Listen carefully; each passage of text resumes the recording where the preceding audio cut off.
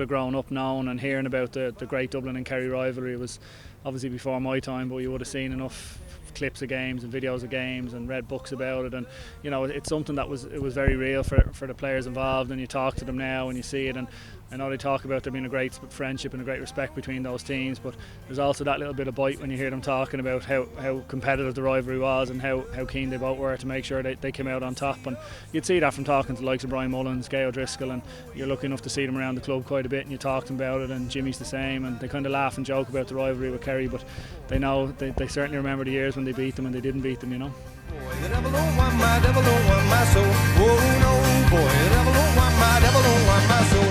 Oh, no. My first memory of playing Kerry is in a league game in 2003. I remember going down and playing in Fitzgerald Stadium in Clarny, and I was corner forward, Alan Brogan's the other corner, and Brian Cullen was centre forward, and my last memory of the day was Seamus Moynihan was centre back, and I've never seen anyone dictate a game as much in my life. And I remember Brian, and we laughed about it on the bus coming back, but it was like all I remember is every time a Kerry fella got the ball, it was get it to Seamo, and he just dictated the game, and that was an eye opener for me anyway. The level that those guys were playing at in 2003, and we came up, like if you think about the championship teams and the noughties, the Kerry team and the Tyrone team are the two teams that jump out, and we lost quarter-finals and semi-finals to these teams, and they're some of the best teams that ever played, and we were probably just slightly short of what we needed to be to compete with them, but I think when you look back on paper how good they were, and they transferred it into All-Irelands, and interestingly they were the last team that have managed back-to-back All-Irelands, and that's something that Dublin are trying to go for this week or this year.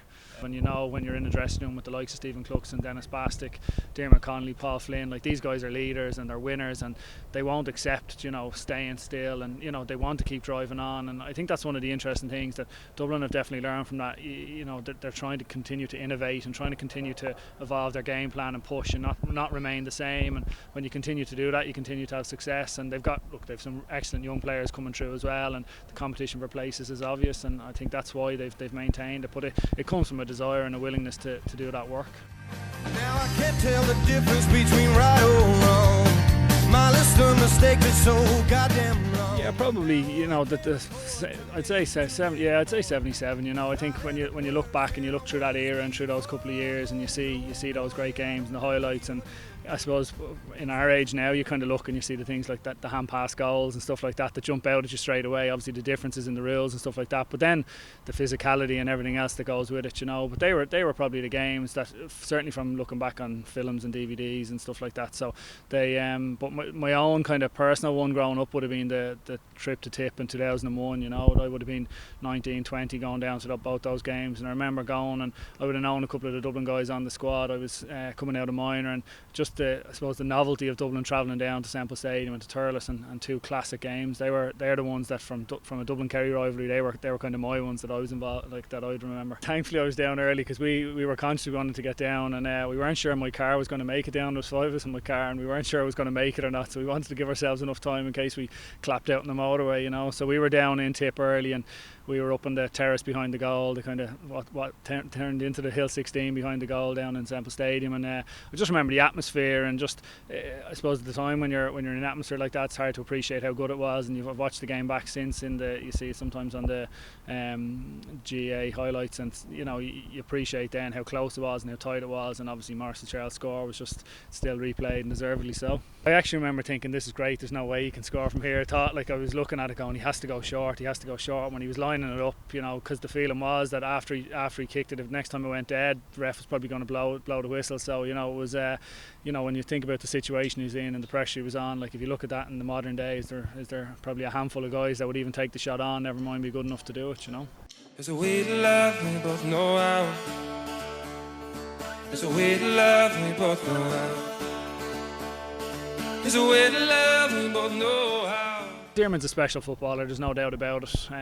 He's every skill required to play the game, and sometimes you hear people talking about he's so much natural skill and he's natural this and natural that. He is a natural footballer, but sometimes that takes away from the work that he does put into his game, and I probably see it a little bit more. You see him training with the club, you see him training for what he does in the gym, what he does in the nutrition side.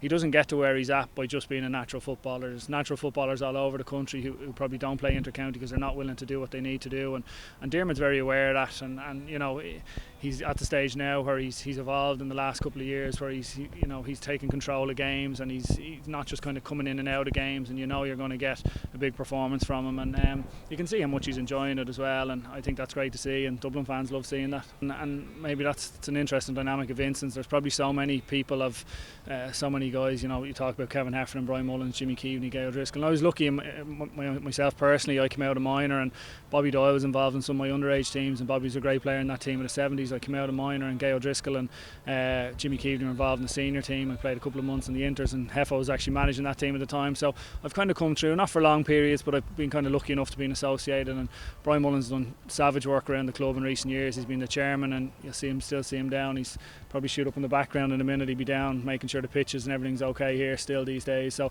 you're lucky enough to interact with these guys, and you see first of all how they are as people, and you realise how they come across and how they handle themselves. And I think that's one of the key things that was instilled with us in Vincent's when we were younger, that you're just a part of the club, and these guys might have 3, 4, how many All-Ireland medals, but they're the same as everyone else. And I think that was one of the key things that Heffa always drove home, that you were just here to do your part and then keep going. To brighten my days, all of my life. To brighten my days, all of my life.